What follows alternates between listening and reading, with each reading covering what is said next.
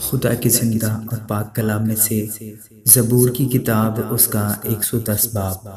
یہوہ نے میرے خداوند سے کہا کہ تو میرے داہنے ہاتھ بیٹھ، جب تک کہ میں تیرے دشمنوں کو تیرے پاؤں کی چوکی نہ کر دوں۔ خداوند تیرے زور کا عصا سیون سے بھیجے گا، تو اپنے دشمنوں میں حکمرانی کر۔ لشکر کشی کے دن تیرے لوگ خوشی سے اپنے آپ کو پیش کرتے ہیں، تیرے جوان پاک آرائش میں ہیں اور صبح کے وطن سے شبنم کی مانند۔